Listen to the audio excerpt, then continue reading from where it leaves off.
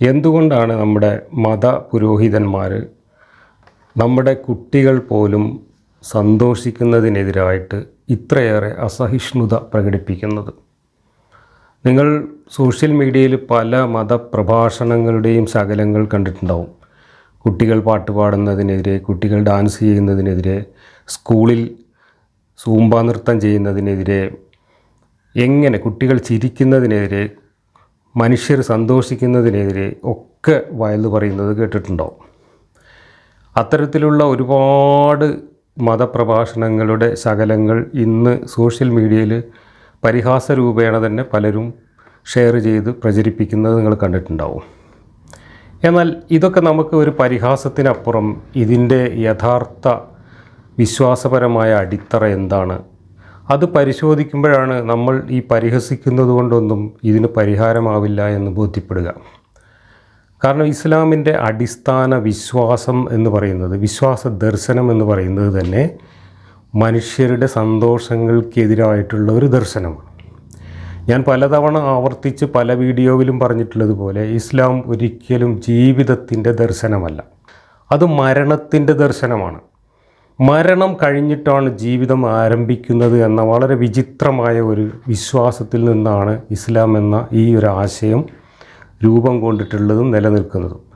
അതിൻ്റെ ചരിത്രപരമായ കാരണങ്ങൾ നമ്മൾ പലതവണ വിശദീകരിച്ചിട്ടുള്ളതാണ്. മുഹമ്മദ് എന്ന് പറയുന്ന ഒരു ഗോത്ര മനുഷ്യന് അയാളുടേതായ വ്യക്തിപരമായ താല്പര്യങ്ങളും അയാളുടെ രാഷ്ട്രീയ താല്പര്യങ്ങളും സംരക്ഷിക്കുന്നതിന് അത്തരത്തിലുള്ള ഒരു സമൂഹത്തെ വാർത്തെടുക്കേണ്ടത് ഉണ്ടായിരുന്നു. കൊള്ളയ്ക്ക് പോകാനും യുദ്ധത്തിന് പോകാനും ഇദ്ദേഹത്തെ തിരുവായ്ക്ക് എതിർവായില്ലാതെ അനുസരിക്കുന്ന ഒരു കൂട്ടം ആളുകളെയായിരുന്നു അദ്ദേഹത്തിന് ആവശ്യമുണ്ടായിരുന്നത്. ആ ആവശ്യം നിറവേറ്റണമെങ്കിൽ അവരെ ഈ രീതിയിൽ മസ്തിഷ്ക പ്രക്ഷാളനം ചെയ്തുകൊണ്ട് ജീവിതത്തിൻ്റെ എല്ലാ സന്തോഷങ്ങളിൽ നിന്നും അവരെ മാറ്റി നിർത്തിക്കൊണ്ട് പരലോകം, മരണം, സ്വർഗം, രക്തസാക്ഷിത്വം തുടങ്ങിയിട്ടുള്ള ആശയങ്ങളിലേക്ക് സദാസമയം മോട്ടിവേറ്റ് ചെയ്തുകൊണ്ട് അവരെ കൊള്ളയ്ക്ക് കൊണ്ടുപോകണമായിരുന്നു.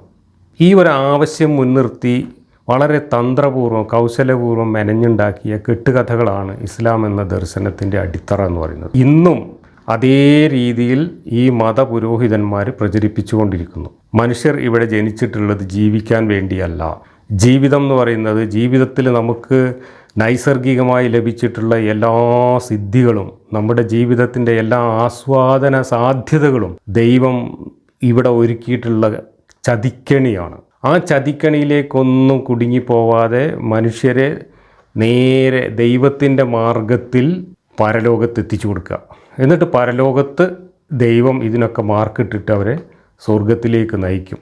ഈ ചതിക്കണിയിൽ പെട്ടുപോയിട്ട് ഇവിടുത്തെ ജീവിതം സന്തോഷകരമാക്കാൻ ആരെങ്കിലും ശ്രമിച്ചിട്ടുണ്ടോ അവർ പിശാചിൻ്റെ കെണിയിൽ പെട്ടുപോയി എന്നും അത് കാരണം അവർ വഴിപഴച്ചു പോയി എന്നും അങ്ങനെയുള്ളവരെ കത്തിക്കാൻ വേണ്ടി അടുപ്പ് കൂട്ടി അവിടെ അള്ളാഹു എന്ന ദൈവം അവിടെ കാത്തിരിക്കുകയാണ് എന്നുമാണ് ഈ മതം പഠിപ്പിക്കുന്നത്.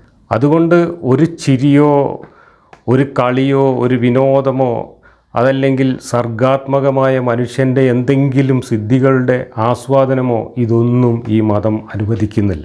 ഇതിൻ്റെ തെളിവുകൾ നമുക്ക് ഇഷ്ടം പോലെ ഈ ഖുർആനിൽ നിന്നും മതഗ്രന്ഥങ്ങളിൽ നിന്നും കണ്ടെത്താൻ കഴിയും. നമ്മുടെ നാട്ടിൽ ഈ മതം പ്രചരിപ്പിക്കുന്ന പുരോഹിതന്മാരുടെ വായിലൂടെ വരുന്ന മതപ്രഭാഷണ ശകലങ്ങളിലും നമുക്ക് ഈ ദർശനം ഇഷ്ടം പോലെ കേൾക്കാൻ കഴിയും. ഈ മനുഷ്യ സമൂഹത്തെ ജീവിതത്തിലേക്ക് തിരിച്ചു കൊണ്ടുവരണമെങ്കിൽ ഈ അന്ധവിശ്വാസത്തിൻ്റെ ഈ അന്ധകാരത്തിൽ നിന്ന് അവരെ മോചിപ്പിക്കേണ്ടത് വളരെ വളരെ അത്യാവശ്യമാണ്. ഈ അന്ധവിശ്വാസത്തിൻ്റെ അടിവേര് മുറിക്കാതെ ഈ മനുഷ്യരെ മോചിപ്പിക്കാൻ കഴിയില്ല. ആ അടിവേരിലാണ് നമ്മളൊക്കെ പണിയെടുത്തുകൊണ്ടിരിക്കുന്നത്. ഇതിന് ഉപരിപ്ലവമായ ഒരു ലേപന ചികിത്സ കൊണ്ടോ അല്ലെങ്കിൽ ഇതിൻ്റെ ചില്ലകൾ വെട്ടിയത് കൊണ്ടോ ഒന്നും ഇതില്ലാതാക്കാൻ കഴിയില്ല.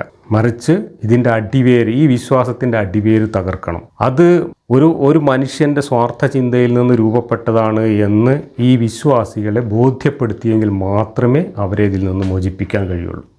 ഈ ഒരു പണിയാണ് നമ്മൾ ചെയ്തുകൊണ്ടിരിക്കുന്നത്. ഈ ഖുർആനെ മാത്രം അടിസ്ഥാനമാക്കിക്കൊണ്ടുള്ള നമ്മുടെ വിമർശനത്തിൻ്റെ ലക്ഷ്യവും അതാണ്. വലിയൊരു വിഭാഗം മനുഷ്യരെ ജീവിതത്തിൽ നിന്ന് അകറ്റുകയും മരണത്തിലേക്ക് നയിക്കുകയും ജീവിതത്തിൻ്റെ എല്ലാ സന്തോഷങ്ങളിൽ നിന്നും പിന്തിരിപ്പിക്കുകയും ചെയ്യുന്നു എന്നത് മാത്രമല്ല, മറ്റുള്ളവരുടെ സന്തോഷങ്ങളും ഇവർക്ക് അസഹ്യതയുണ്ടാക്കുന്നു എന്നതുകൊണ്ട് പലപ്പോഴും മറ്റുള്ളവരെയും ഇവർ ഉപദ്രവിക്കുന്നു. ഈ മതത്തിൽ പെട്ടുപോയ വിക്ടിംസിന് മാത്രമല്ല ഈ മതം കൊണ്ടുള്ള ഉപദ്രവം വരുന്നത്, മറിച്ച് മറ്റു മനുഷ്യർ സന്തോഷിക്കുന്നതിലും ഇവർ അസഹിഷ്ണുക്കളാണ്. കാരണം അവർക്ക് സന്തോഷിക്കാനുള്ള അവകാശവും അർഹതയുമില്ല, അവരുടെ മതം അത് അനുവദിക്കുന്നില്ല. എന്നാൽ മറ്റുള്ളവരുടെ സന്തോഷം കാണുമ്പോൾ അവർക്ക് സഹിക്കാനും കഴിയുന്നില്ല. ഈ നിരാശയും ഈ അസൂയയും ഒരുതരം ഡിപ്രഷനിലേക്ക് ഈ വിശ്വാസി കൂട്ടത്തെ നയിക്കുന്നു. അതുകൊണ്ടാണ് പലപ്പോഴും അവർ മനുഷ്യർ സന്തോഷിക്കുന്ന ഇടങ്ങൾ എവിടെയെങ്കിലും കണ്ടെത്തിയാൽ അവിടെയൊക്കെ കായികമായിട്ടോ അല്ലെങ്കിൽ മറ്റേതെങ്കിലും തരത്തിലോ ഉള്ള ആക്രമങ്ങൾ അഴിച്ചുവിടുന്നത്. സ്കൂളിലെ കുട്ടികൾ അസംബ്ലിയിൽ അല്ലെങ്കിൽ സ്കൂൾ മുറ്റത്ത് എക്സർസൈസ് ചെയ്യുന്നതിൻ്റെ ഭാഗമായിട്ട് അല്പം മ്യൂസിക് ഇട്ട് ഒന്ന് ഡാൻസിൻ്റെ സ്റ്റെപ്പുകൾ ഉപയോഗിച്ചാൽ അത് അങ്ങേയറ്റത്തെ കൊടിയ പാപമാണ് എന്നും അതിലൂടെ കുട്ടികൾ വഴിപഴച്ചു പോകുമെന്നും ഈ മതപുരോഹിതന്മാർ ആശങ്കപ്പെടുകയും അത് പ്രചരിപ്പിക്കുകയും അതിൻ്റെ പേരിൽ ഇവിടെ രാഷ്ട്രീയ പ്രക്ഷോഭങ്ങൾക്ക് ഉതിരുകയും ഒക്കെ ചെയ്യുന്നതിൻ്റെ വിശ്വാസപരമായ അടിസ്ഥാനം ഇതാണ്. ഇനി ഞാൻ ഇതിൻ്റെ ചില ഉദാഹരണങ്ങൾ നിങ്ങളെ കേൾപ്പിക്കാം. ഒരു ഉസ്താദ്, നമ്മൾക്കൊക്കെ പരിചയമുള്ള, നമ്മളൊക്കെ ജ്യൂസ് എന്ന് വിളിച്ച് പരിഹസിക്കുന്ന ഒരു ഉസ്താദിൻ്റെ ഒരു പ്രഭാഷണ ശകലത്തിൽ നിന്ന് കുറച്ച് ഭാഗം ഞാൻ നിങ്ങളെ കേൾപ്പിക്കാം. ഞാൻ പറഞ്ഞില്ല, ഞാൻ പണ്ടൊരു വാക്ക് പറഞ്ഞിട്ടുണ്ട്, മോട്ടിവേഷൻ ക്ലാസ്സുകൾ പിശാചിൻ്റെതാണ് എന്ന് ബിഫോർ 5 years ഞാൻ പറഞ്ഞിട്ടുണ്ട്.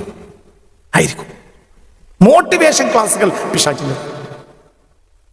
അപ്പോൾ ചില മോട്ടിവേറ്റർമാരൊക്കെ എന്നോട് ചൂടായി. വലിയ മോട്ടിവേറ്റർമാരുണ്ട് മതരംഗത്തുള്ളവർ, അവർ പിശാചിൻ്റെ തൊഴിലാണ് ചെയ്യുന്നത്. മോട്ടിവേഷൻ ക്ലാസ്സുകൾ 100% പൈശാചിന്, എൻ്റെ പിന്നിൽ പിശാചാണ്. കേട്ടല്ലോ, മോട്ടിവേഷൻ ക്ലാസ്സുകൾ 100% പിശാചാണ്, പൈശാചികമാണ്. ആ രംഗത്ത് പ്രവർത്തിക്കുന്ന ചില മതപണ്ഡിതന്മാരും മതനേതാക്കളും ഉണ്ട് നമ്മുടെ നാട്ടിൽ. അവരും പിശാചുക്കളാണ്.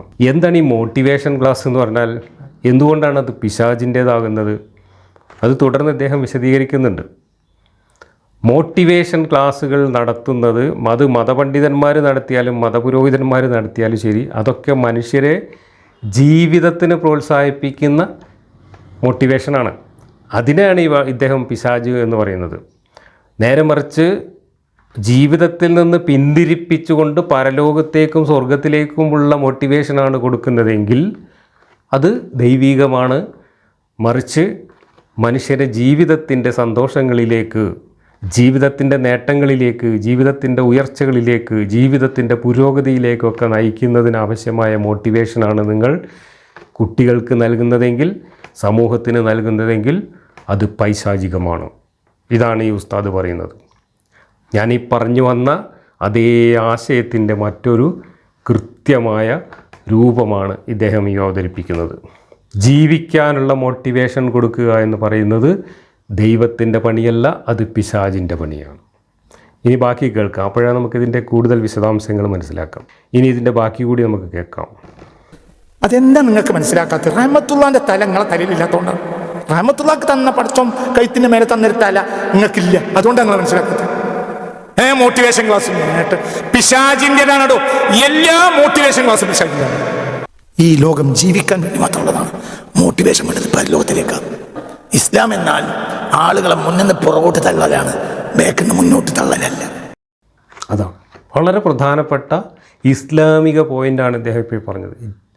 മോട്ടിവേഷൻ എന്ന് പറഞ്ഞാൽ ജീവിക്കാനുള്ളതാണ്. ഇസ്ലാം എന്ന് പറയുന്നത് ജീവിക്കാനുള്ളതല്ല, ഇവിടെ ജീവിച്ച് പരലോകത്തേക്ക് പോകാനുള്ളതാണ്. പരലോകത്തേക്ക് പോകാനുള്ള ഒരു ടെസ്റ്റ് മാത്രമാണ്, ഒരു പരീക്ഷണം മാത്രമാണ് ഇവിടെ നടക്കുന്നത്. ഈ പരീക്ഷ അല്ലെങ്കിൽ ഈ ടെസ്റ്റ് പാസ്സായി പരലോകത്തേക്ക് എത്തിയാൽ അവിടെയാണ് ജീവിതമുള്ളത്. അതിനുള്ള മോട്ടിവേഷനാണ് നമ്മൾ കൊടുക്കേണ്ടത്. ഇവിടെ കൊടുക്കുന്ന മോട്ടിവേഷനൊക്കെ മുന്നിലേക്ക് പോകാനുള്ള മോട്ടിവേഷനാണ്. നമ്മൾക്ക് മുന്നിലേക്കല്ല മോട്ടിവേഷൻ വേണ്ടത്, പിന്നിലേക്കാണ്. പിന്നിലേക്കുള്ള മോട്ടിവേഷൻ എന്ന് പറഞ്ഞാൽ ജീവിതത്തിൽ നിന്ന് പുറകിലേക്ക് വലിക്കുക, ജീവിതത്തിൻ്റെ പുറകെ പോകുന്നതാണ് നമ്മുടെ മോട്ടിവേഷൻ. അതാണ് പൈശാചികം. ജീവിതത്തിൽ നിന്ന് പുറകിലേട്ട് വലിച്ചിട്ട് ഇവരെ നമുക്ക് പരലോകത്തേക്ക് നയിക്കണം. ആ മോട്ടിവേഷനാണ് ഇസ്ലാമിൽ പറഞ്ഞിട്ടുള്ളത്. അതല്ലാതെ ഇവിടെ വിദ്യാഭ്യാസം നേടുക, ഇവിടെ സർഗാത്മകമായ കഴിവുകൾ നേടുക, ഉള്ളിൽ ഉറങ്ങിക്കിടക്കുന്ന സിദ്ധികളെയും കഴിവുകളെയും ഒക്കെ പ്രോത്സാഹിപ്പിച്ച് ഇവിടുത്തെ ജീവിതം അർത്ഥപൂർണമാക്കുക, ഇതിനൊക്കെയാണ് നമ്മൾ ഇവിടെ മോട്ടിവേഷൻ ക്ലാസ്സുകൾ നടത്തുന്നതെങ്കിൽ ആ മോട്ടിവേഷൻ പിശാചിൻ്റെയാണ്. ആ മോട്ടിവേഷനിലൂടെ നമ്മൾ സമൂഹത്തെ, നമ്മുടെ കുട്ടികളെ നയിക്കുന്നത് നരകത്തിലേക്കാണ്. നമ്മൾ അതിനെയൊക്കെ തടഞ്ഞു വെച്ചുകൊണ്ട് പുറകിലേക്കുള്ള മോട്ടിവേഷനാണ് കൊടുക്കേണ്ടത്. പുറകിലേക്ക് മോട്ടിവേഷൻ കൊടുത്തിട്ട് ജീവിതത്തിൽ നിന്ന് അവരെ മാറ്റി നിർത്തി, ജീവിതത്തിൻ്റെ സന്തോഷങ്ങളിൽ നിന്ന്, ജീവിതത്തിൻ്റെ ഉത്കർഷങ്ങളിൽ നിന്ന്, ജീവിതത്തിൻ്റെ പുരോഗതികളിൽ നിന്ന്, മനുഷ്യന് സഹജമായി ലഭിച്ചിട്ടുള്ള സർഗാത്മകമായ സിദ്ധികളെ ഒന്നും പ്രയോജനപ്പെടുത്താതെ, കാരണം അതൊക്കെ നമ്മളെ ചതിക്കാൻ വേണ്ടി ഉണ്ടാക്കി വെച്ചതാണ്, അതൊന്നും പ്രയോജനപ്പെടുത്താതെ അതെല്ലാം ഫ്രീസറിൽ വെച്ചിട്ട് നമ്മൾ നിസ്കരിച്ചും നോൻപോറ്റും ദിക്ർ ചൊല്ലിയും നമ്മൾ ജീവിതത്തിൽ നിന്ന് പുറകിലോട്ട് സഞ്ചരിക്കാൻ വേണ്ട മോട്ടിവേഷനാണ് കൊടുക്കേണ്ടത്. ആ മോട്ടിവേഷനിലൂടെ നമുക്ക് സ്വർഗത്തിലേക്ക് നയിക്കാം. അതാണ് ഇസ്ലാം എന്നാണ് ഉസ്താദ് പറയുന്നത്. മുന്നോട്ട് പോകൽ മനുഷ്യന്റെ ജിബില്ലത്താണ്, സ്വാഭാവികമായി സിസ്റ്റത്തിലുള്ളതാണ്. ഭൗതികമായി മുന്നോട്ട് ഓടണം. രണ്ട് മലഞ്ചെരിവിനെ നിറയെ ധനം ലഭിച്ചാലും മൂന്നാമത്തതിനെ തേടി ഓടുക എന്നത് നാച്ചുറലായി മനുഷ്യന്റെ സിസ്റ്റത്തിലുള്ളതാണ്. അതിനെ തടയലാണ് എന്ത്? അതാണ് സ്പിരിച്വൽ മെസ്സേജ്. അവിടെ മോട്ടിവേഷൻ, ഇസ്ലാമിക മോട്ടിവേഷൻ മുന്നോട്ട് തള്ളലല്ല, പുറകോട്ടുള്ളതാണ്. പോടാ അങ്ങോട്ട്. കൃത്യമായിട്ട് പറഞ്ഞു. നമ്മുടെ എല്ലാ കഴിവുകളെ പരിപോഷിപ്പിച്ചുകൊണ്ട് മുന്നോട്ട് നയിക്കാനാണ് മോട്ടിവേഷൻ കൊടുക്കുന്നത്. ആ മോട്ടിവേഷൻ പൈശാചികമാണ്. ആ മോട്ടിവേഷൻ അല്ല നമുക്ക് വേണ്ടത്. പുറകോട്ട് നയിക്കുന്ന മോട്ടിവേഷനാണ് നമുക്ക് വേണ്ടത്. പുറകോട്ട് നയിക്കുന്ന മോട്ടിവേഷനിലൂടെ ഇതിൽ നിന്നെല്ലാം മനുഷ്യരെ പിന്തിരിപ്പിച്ച്, ജീവിതത്തിൻ്റെ എല്ലാ സന്തോഷങ്ങളിൽ നിന്നും പിന്തിരിപ്പിച്ച് പരലോകത്തേക്കുള്ള മോട്ടിവേഷൻ കൊടുക്കലാണ് നമ്മുടെ കടമ.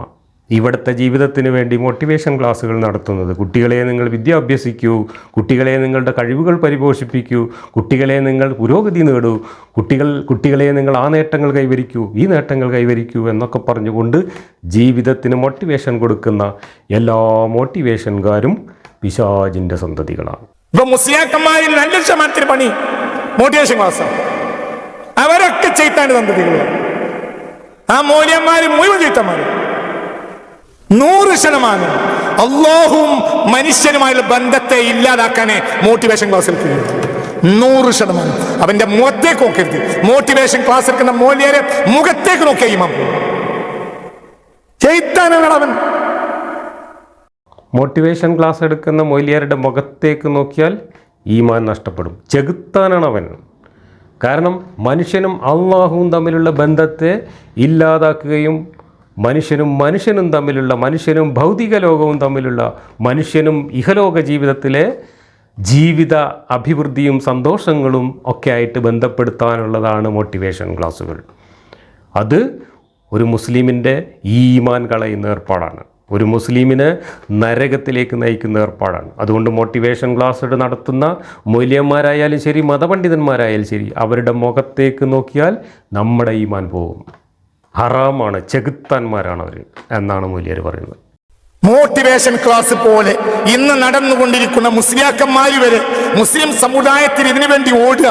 മൗലവിമാർ മോട്ടിവേഷൻ ക്ലാസ്, നിങ്ങളിൽ ഒരുപാട് സ്കില്ലുകളുണ്ട്, നിങ്ങൾ അങ്ങനെയാണ്, നിങ്ങൾ ഇങ്ങനെയാണ്, മറ്റതാണ്, മറിച്ചതാണ്.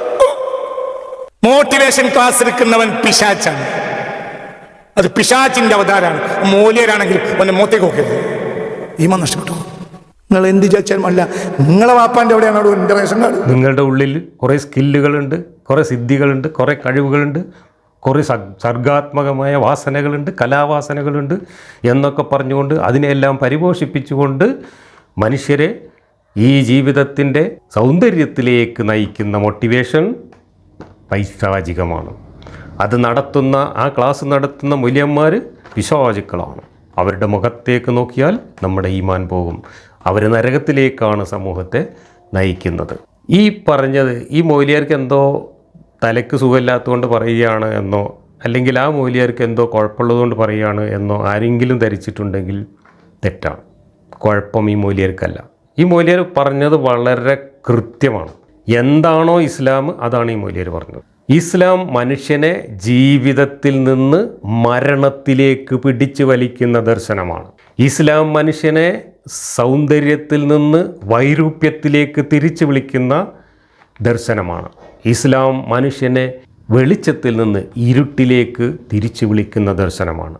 ജീവിതത്തിൽ നിന്ന് മരണത്തിലേക്ക് നയിക്കുന്ന ദർശനമാണ് ഇസ്ലാം. ആ ദർശനം തലയിൽ പേറുന്ന ഏതൊരു ഉസ്താദും ഇത് തന്നെയേ പറയുകയുള്ളൂ. ഇദ്ദേഹം മാത്രമല്ല. ഞാൻ നേരത്തെ പറഞ്ഞതുപോലെ +2 പഠിക്കുന്ന കുട്ടിയെക്കുറിച്ച് ആ കുട്ടിയുടെ ബാപ്പ ഒരു ഉസ്താദിനോട് ആവലാതി ബോധിപ്പിച്ചപ്പോൾ, ആശങ്ക പ്രകടിപ്പിച്ചപ്പോൾ ഉസ്താദ് നൽകുന്ന ഒരു മറുപടി വളരെ പ്രസിദ്ധമാണ്, നമ്മുടെ സോഷ്യൽ മീഡിയയിലൊക്കെ കറങ്ങി നടക്കുന്നുണ്ട്.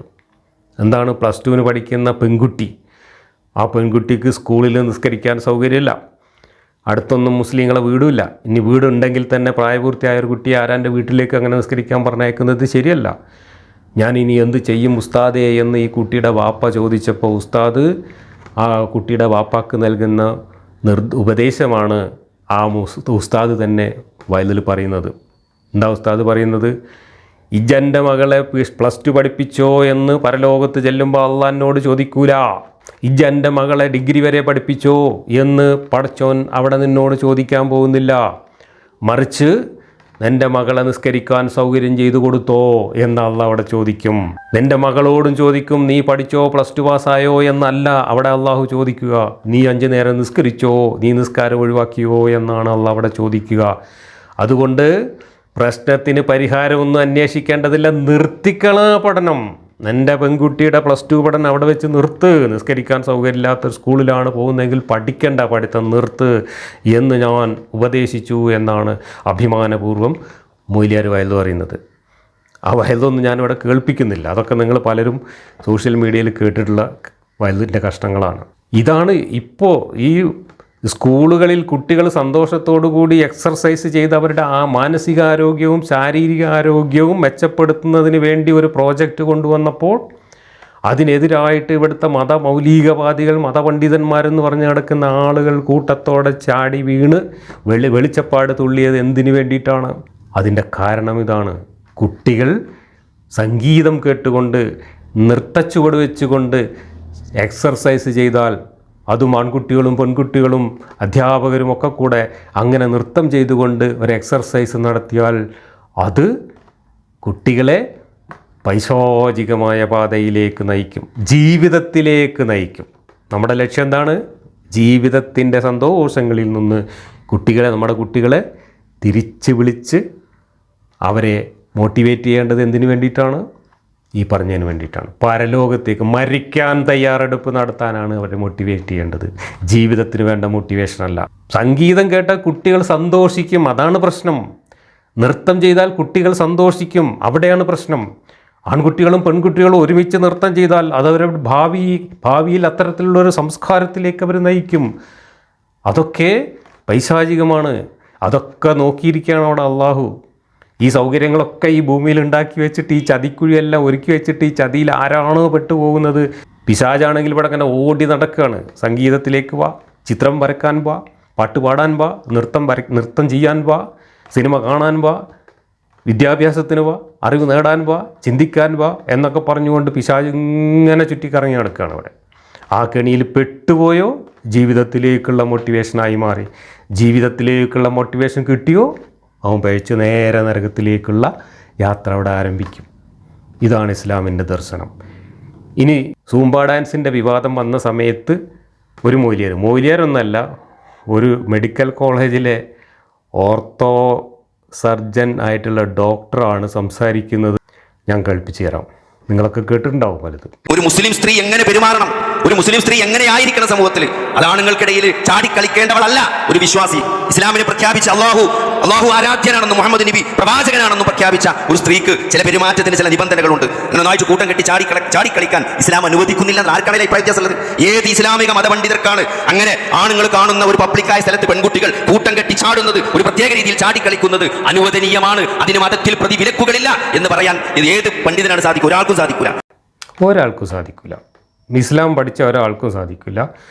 ഈ സ്കൂളിൻ്റെ മുറ്റത്ത് ഈ പെൺകുട്ടികൾ പോകുന്നത് തന്നെ നമ്മളെ ദീനിന് അത്ര പിടുത്തമുള്ളൊരു കാര്യമല്ല. അതുകൊണ്ടാണ് പെൺകുട്ടികളെ സ്കൂളിലേക്ക് അയക്കരുത് എന്ന് പറഞ്ഞിട്ട് എൻ്റെയൊക്കെ കുട്ടിക്കാലത്ത് വയല് പറഞ്ഞിരുന്നത്. ഫത്വകളുണ്ട്, പെൺകുട്ടികളൊക്കെ സ്കൂളിലേക്ക് അയക്കണം എന്നൊരു തോന്നൽ അടുത്ത കാലത്താണ് ഉണ്ടായത്. അങ്ങനെ അയച്ചു തുടങ്ങിയപ്പോൾ കുട്ടികൾ നന്നായിട്ട് പഠിക്കാൻ തുടങ്ങി, കുട്ടികൾ പല മേഖലകളിലും ഉയർന്ന നിലവാരത്തിലേക്ക് വരാൻ തുടങ്ങി, കുട്ടികൾ സിവിൽ സർവീസൊക്കെ പഠിച്ച് പാസ്സാവാൻ തുടങ്ങി, കുട്ടികൾ വിമാനം പറത്താൻ തുടങ്ങി. മുസ്ലിം പെൺകുട്ടികളെ നമ്മുടെ നാട്ടിൽ വിമാനം പറത്താൻ തുടങ്ങി, കുട്ടികൾ വണ്ടി ഓടിക്കാൻ തുടങ്ങി, കുട്ടികൾ ഡാൻസ് ചെയ്യാൻ തുടങ്ങി, കുട്ടികൾ പാട്ട് പാടാൻ തുടങ്ങി, കുട്ടികൾ അറിവ് നേടാൻ തുടങ്ങി, കുട്ടികൾ ഡോക്ടറാവാൻ തുടങ്ങി, കുട്ടികൾ എഞ്ചിനീയർ ആവാൻ തുടങ്ങി. കിടക്കുന്നു, കഴിഞ്ഞില്ലേ? പിശാചിൻ്റെ വഴിയിലേക്കാണ് ഈ കുട്ടികളൊക്കെ പോകുന്നത്. ഇനിയാണെങ്കിൽ പിടിച്ചു വലിക്കാനും പറ്റില്ല. വിദ്യാഭ്യാസം കൊടുക്കണ്ട, സ്കൂളിലേക്ക് പറഞ്ഞയക്കണ്ട എന്ന് ഇന്ന് പറയാൻ പറ്റാത്തത്ര മാറിക്കഴിഞ്ഞു ലോകം.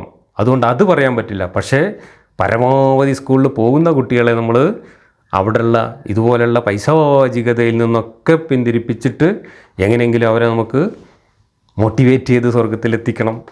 അതിന് സ്കൂളിൽ ചാടിക്കളിക്കാൻ പറ്റുമോ? സ്കൂളിൽ പാട്ട് പാടാൻ പറ്റുമോ? സ്കൂളിൽ ഡാൻസ് ചെയ്യാൻ പറ്റുമോ? സ്കൂളിൽ അസംബ്ലിയിൽ ആൺകുട്ടികളും പെൺകുട്ടികളും ഒരുമിച്ച് നിൽക്കാൻ പറ്റുമോ?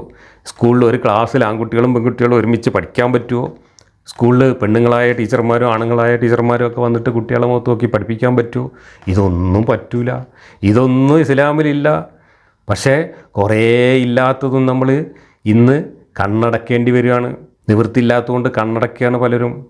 എന്നിട്ട് പുരോഗമനത്തിൻ്റെ നാട്യം ഇവിടെ കാണിക്കുകയാണ് ചെയ്യുന്നത്. യഥാർത്ഥത്തിൽ ഇതൊന്നും അനുവദനീയമല്ല. ഈ അഫ്ഗാനിസ്ഥാനിലെ താലിബാൻ എന്താണോ നടപ്പിലാക്കാൻ ശ്രമിക്കുന്നത് അതിനൊരു 10 കൊണ്ട് ഗുണിച്ചതാണ് യഥാർത്ഥ ഇസ്ലാം എന്ന് പറയുന്നത്. അഫ്ഗാനിസ്ഥാനിൽ പോലും യഥാർത്ഥ ഇസ്ലാം നടപ്പിലാക്കാൻ ഇന്ന് പറ്റൂല. അതുകൊണ്ട് അവിടെ അതിൻ്റെ ചെറിയ ഭാഗമൊക്കെ നടപ്പിലാക്കുന്നുള്ളൂ. ആ നടപ്പിലാക്കുന്നതിനെയാണ് നമ്മളിവിടെ അയ്യോ ഇത്ര ഭീകരമോ ഇസ്ലാം എന്ന് ചോദിക്കുന്നത്. അത്രയും ഭീകരമല്ല ഇസ്ലാം, അതിൻ്റെ 10 ഇരട്ടി ഭീകരമാണ് ഇസ്ലാം. അതാണ് നമ്മൾ മനസ്സിലാക്കേണ്ടത്. ഈ വിളിച്ചു പറയുന്നത് ഇദ്ദേഹത്തെ കണ്ടാൽ ഒരു മൗലിയരാണ്, പക്ഷേ അദ്ദേഹം ഒരു ഡോക്ടറാണെന്നൊക്കെയാണ് പറയുന്നത്. എങ്ങനെയാണ് ഡോക്ടറായത്? എങ്ങനെയാണ് മെഡിസിൻ പഠിച്ചത്? ആണുങ്ങളും പെണ്ണുങ്ങളെയും ഒരുമിച്ച് കാണാതെ പർദ്ദക്കുള്ളിലിരുന്നു കൊണ്ടാണോ ഇദ്ദേഹം ഡോക്ടറായത്? അപ്പോൾ ഇതൊക്കെ ആവാം. ഇവരുടെ സ്വന്തം ജീവിതത്തിനെ മെച്ചപ്പെടുത്താൻ ഇവർക്ക് ഈ പണിയൊക്കെ ചെയ്യാം. പക്ഷേ ഇവർക്ക് മറ്റുള്ളവർ സന്തോഷിക്കുന്നത്, മറ്റുള്ളവർ പുരോഗതി നേടുന്നത്, മറ്റുള്ളവർ വിദ്യാഭ്യാസം നേടുന്നത് അത് സഹിക്കാൻ പറ്റുന്നില്ല. അതൊക്കെ പൈശാചികമാണ് എന്ന് ഈ സമൂഹത്തോട് നിരന്തരം ഇവർ ഉത്ബോധനം നടത്തിക്കൊണ്ടിരിക്കുകയാണ്. ഇയാളുടെ ബാക്കി കേൾക്കാം. വളരെ വ്യക്തമാണ്. ജാഹിലിയത്തിൽ നിങ്ങൾ സൗന്ദര്യം വെളിവാക്കിയതുപോലെ നിങ്ങൾ സൗന്ദര്യം വെളിവാക്കരുത് എന്ന് വിശുദ്ധ ഖുർആനിലെ സൂറത്തു അഹ്സാബിലെ ആയത്തിറങ്ങിയിട്ടുണ്ടെങ്കിൽ ഒരു സത്യവിശ്വാസിനികളായ സ്ത്രീകൾക്ക് അങ്ങനെ ചെയ്യാൻ പാടുള്ളതല്ല. പിന്നെ അതിൽ പാട്ടുണ്ട്, അതിൽ ഡാൻസ് ഉണ്ട്, അതിൽ ഇൻസ്ട്രുമെന്റ് മ്യൂസിക് ഉണ്ട്. സഹോദരങ്ങളെ, ഇതിലൊക്കെ എവിടെയാണ് മതത്തിന്റെ അതിരുകളെന്ന് കൃത്യമായിട്ട് നമ്മൾ മനസ്സിലാക്കേണ്ടതുണ്ട്. ഒരു സ്ത്രീ അവർ ചാടുക എന്ന് പറയുമ്പോൾ പബ്ലിക്കായിട്ട് ഒരു പെണ്ണ് ചാടി കളിക്കുമ്പോൾ അതിൽ ചില പ്രശ്നങ്ങളുണ്ട്. ആ പ്രശ്നം മനസ്സിലാകാത്ത ആരാണ് ഉള്ളത്? അങ്ങനെ മനസ്സിലാകാത്തവരുണ്ടെങ്കിൽ അവരുടെ ഹോർമോൺ ചെക്ക് ചെയ്യണം. അവരുടെ ബ്ലഡിൽ ടെസ്റ്റോസ്റ്റിറോൺ അവർക്ക് ഉണ്ടാകേണ്ട ചില പുരുഷ ഹോർമോണുകളുണ്ട്, അതൊക്കെ പോയിട്ട് ചെക്ക് ചെയ്യേണ്ടതുണ്ട്. നോക്കൂ, LP സ്കൂളിലും UP സ്കൂളിലും പഠിക്കുന്ന പിഞ്ചു കുട്ടികൾ ചാടിക്കളിക്കുമ്പോഴേക്ക് ഇദ്ദേഹത്തെ പോലുള്ള ആളുകളുടെ ഹോർമോണിൻ്റെ പ്രശ്നം വരുമെന്നാണ് പറഞ്ഞത്. ഒരു ഡോക്ടറാണിത് പറയുന്നത്. ഇവരെ കുറ്റം പറഞ്ഞിട്ട് കാര്യമില്ല. ഇവരൊക്കെ ഇതിൻ്റെ വിക്ടിംസാണ്. ഈ ഒരു അന്ധവിശ്വാസത്തിൻ്റെ വിക്ടിംസാണ് ഈ കാളകൂടം പ്രസരിപ്പിച്ചുകൊണ്ടിരിക്കുന്ന ഈ പുരോഹിത വർഗവും അതുപോലെ തന്നെ ഇതിൻ്റെ ഇരകളായി ജീവിതം ഹോമിക്കപ്പെട്ട കോടിക്കണക്കിന് മനുഷ്യർ ലോകത്തെല്ലായിടത്തുമുള്ള ഈ ഒരു അന്ധവിശ്വാസത്തിൻ്റെ ഇരകളാണ്. ഈ ഇരകളെ ഇതിൽ നിന്ന് മോചിപ്പിക്കാൻ വേണ്ടി നമ്മൾ നടത്തുന്ന പ്രവർത്തനങ്ങളെ തുടരേണ്ടതുണ്ടോ? നിങ്ങൾ ആലോചിച്ച് നോക്കൂ. ഈ മനുഷ്യരെ വരും തലമുറകളെയെങ്കിലും ഇതിൽ നിന്ന് മോചിപ്പിക്കുക എന്നത് ഒരു മനുഷ്യസ്നേഹിയുടെ ചുമതലയല്ലേ? ആണെന്നാണ് ഞാനൊക്കെ കരുതുന്നത്. അതുകൊണ്ടാണ് നമ്മൾ കുറേ ആളുകൾക്ക് മനോവിഷമം ഉണ്ടാവുമെന്നറിഞ്ഞിട്ടും മറ്റുള്ളവർക്ക് വിശ്വാസികളായ കുറേ മനുഷ്യർക്ക് തൽക്കാലം കുറച്ചൊക്കെ വേദന അനുഭവിക്കേണ്ടി വരുമെന്നറിഞ്ഞിട്ടും നമ്മൾ ഈ പണി ചെയ്യുന്നത് അടുത്ത തലമുറകളെങ്കിലും ഈ വിവരക്കേടിൽ നിന്ന്, ഈ വിഡ്ഢിത്തത്തിൽ നിന്ന്, ഈ അന്ധകാരത്തിൽ നിന്ന് രക്ഷപ്പെട്ട് ഇവിടെ സന്തോഷമായി ജീവിക്കട്ടെ എന്ന ഒരു ഉള്ളിലുള്ള ഒരു ആഗ്രഹം കൊണ്ട് മാത്രമാണ്. അത് ഉള്ളിലെ മനുഷ്യസ്നേഹത്തിൻ്റെ ഭാഗമായിട്ട് വരുന്നതാണ്. അതാണ് മുസ്ലിം എന്ന് പറഞ്ഞാൽ. അത് ചാടാൻ പറ്റൂല എന്ന് പറഞ്ഞാൽ പറ്റൂല. അങ്ങനെയാണെങ്കിൽ പേര് മാറ്റിയിട്ട് ചാടിക്കൂടെ? നിങ്ങൾ മുസ്ലിമാണെന്ന് പ്രഖ്യാപിച്ചിട്ടുണ്ടെങ്കിൽ നിങ്ങൾ അല്ലാഹുവിനെയും റസൂലിനെയും അനുസരിക്കാൻ തയ്യാറാകേണ്ടതുണ്ട്. അവിടെ ചില നിബന്ധനകളുണ്ട്. ആ പേര്, ആ മുസ്ലിം എന്ന പേര് നമ്മൾ സ്വീകരിച്ചു കഴിഞ്ഞാൽ പിന്നെ അങ്ങനെ പബ്ലിക്കായിട്ട് ചാടാൻ പറ്റൂല, അങ്ങനത്തെ ഡ്രസ് ഇടാൻ പറ്റൂല, അങ്ങനത്തെ ഡാൻസ് ചാടാൻ പറ്റൂല. അതിന് വിലക്കുകളുണ്ട്. അത് ഇസ്ലാം അനുവദിക്കുന്നില്ല. അതുകൊണ്ട് സഹോദരങ്ങളെ, ഇത് ഹറാമാണ്, ഇത് ചെയ്യാൻ പാടില്ലാത്തതാണ്. ഇതിന് പരിമിതികളുടെ മതത്തിൽ വിലക്കുണ്ട്. അതുകൊണ്ടാണ് ഇവിടെ പ്രശ്നം. അതല്ലാതെ ആകാശം പൊളിഞ്ഞാടുന്ന ആകാശം പൊളിഞ്ഞാട് സുംബ കളിച്ചാൽ ആകാശം പൊളിഞ്ഞാടൂല സഹോദരങ്ങളെ. പക്ഷേ ആകാശം പൊളിഞ്ഞാടുന്നൊരു ദിവസം വരാണ്ട്. അതെ, ആകാശം പൊളിഞ്ഞാടുന്നൊരു ദിവസം വരാണ്ട്. ആ ദിവസം വരുമ്പോൾ സൂമ്പ കളിച്ചവരെയും ഡാൻസ് കളിച്ചവരെയും ഇൻസ്ട്രുമെൻ്റൽ മ്യൂസിക് കേട്ടവരെയും ഇൻസ്ട്രുമെൻ്റ് വെച്ചിട്ട് സംഗീതം അവതരിപ്പിച്ചവരെയും ആ സംഗീതം കേട്ടവരെയും പാട്ട് കേട്ടവരെയും നൃത്തം ചെയ്തവരെയും സ്കൂളിൻ്റെ മുറ്റത്ത് സൂമ്പ കളിച്ച കുട്ടികളെയും ഒക്കെ ആകാശം ഇടിഞ്ഞു വീണ ഒരു ദിവസം തുലാസിൽ വെച്ച് തൂക്കിയിട്ട് അവർക്ക് സമ്മാനം കൊടുക്കാൻ കാത്തിരിക്കുന്നുണ്ട് അവിടെ അള്ളാഹു. അവരെയൊക്കെ പിടിച്ചിട്ട് അള്ളാഹുവിൻ്റെ തീക്കുണ്ടത്തിലേക്ക് കൊണ്ട് തള്ളാൻ പോവാണ്. ഈ കുട്ടികളെയൊക്കെ നമ്മൾ ഈ തീക്കുണ്ടത്തിൽ നിന്ന് രക്ഷിച്ചെടുക്കണം. അതാണ് നേരത്തെ ഉസ്താദ് പറഞ്ഞത്. ആ തീക്കുണ്ടത്തിലേക്ക് പോകുന്നത് തടയാനുള്ള വഴിയാണ് ഇവിടുത്തെ എല്ലാ മോട്ടിവേഷനും, ഇവിടുത്തെ എല്ലാ സർഗാത്മക കലാസൃഷ്ടികളും, ഇവിടുത്തെ എല്ലാ സന്തോഷങ്ങളും വിലക്കുക. എന്നിട്ട് നമ്മൾ ഒരു വരണ്ട ജീവിതത്തിലൂടെ പരലോക ജീവിതത്തിന് വേണ്ട ടെസ്റ്റ് എഴുതി പാസ്സാവുക. ആ ടെസ്റ്റിന് വേണ്ടിയിട്ടാണ് ഇവിടെ ഒരുപാട് ചതിക്കുഴികൾ ഒരുക്കി, ഒരുപാട് ചൈത്താന്മാരെ കയറൂരി വിട്ട് നമ്മളെ ഇതിലേക്ക് പരീക്ഷണത്തിന് വിട്ടിട്ടുള്ളത്. ആരാണ് പാട്ട് പാടുന്നത്, ആരാണ് പാട്ട് കേൾക്കുന്നത്, ആരാണ് നൃത്തം ചെയ്യുന്നത് എന്ന് നോക്കി ഓരോരുത്തരുടെയും 2 തോളിലും മലക്കുകൾ ഇരുന്നിട്ട് കിതാബിൽ എഴുതിക്കൊണ്ടിരിക്കുകയാണ്. ഇതൊക്കെ ചെയ്ത ആൾക്കാരെ, ഈ രീതിയിൽ ജീവിതം ആസ്വദിച്ച ആൾക്കാരെ ഈ മലക്ക് എഴുതി അവസാനം അവിടെ ചെല്ലുമ്പോൾ അള്ളാഹു തുലാസിൽ വെച്ച് നോക്കുമ്പോൾ തൂക്കം അങ്ങോട്ടാണ്, ഇടത്തോട്ടാണ് കൂടുതലെങ്കിൽ നരകത്തിലേക്ക് ഇടും. അപ്പോൾ എങ്ങനെയെങ്കിലും സ്വർഗത്തിലേക്ക് പോകണമെങ്കിൽ നിങ്ങൾ ഇത്തരത്തിലുള്ള ഒരു മോട്ടിവേഷനും കൊടുക്കാൻ പാടില്ല, ഇതുപോലുള്ള ഒരു ഏർപ്പാടിലും പോകാൻ പാടില്ല.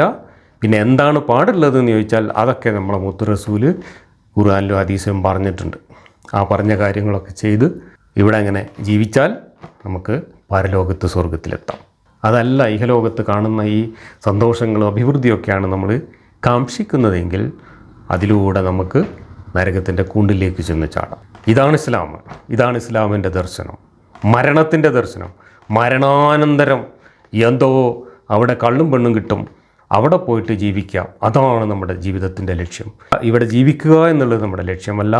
ഇവിടുത്തെ ജീവിതം എന്ന് പറയുന്നത് പടച്ചോൻ ഒരുക്കിയ, പരീക്ഷണത്തിനായി ഒരുക്കിയ ചതിക്കണിയാണ്. ഈ ഒരു മുടന്തൻ ദർശനം, ഈ ഒരു വരണ്ട ദർശനം അതിൻ്റെ അടിവേര് തകർക്കാതെ മുസ്ലിം സമൂഹത്തെ പുരോഗതിയിലേക്ക് നയിക്കാൻ ഒരിക്കലും സാധ്യമല്ല. അറിവിൻ്റെയും ചിന്തയുടെയും കലയുടെയും സർഗാത്മകതയുടെ ഒരു ലോകത്തേക്ക് മുസ്ലിം സമൂഹത്തെ നയിക്കാൻ ഈ ഒരു ദർശനത്തിൻ്റെ അടിവേര് മുറിക്കാതെ ഒരിക്കലും സാധ്യമല്ല എന്ന തിരിച്ചറിവിൽ നിന്നാണ് നമ്മളൊക്കെ ഈ ഏർപ്പാട് തുടങ്ങിയത്.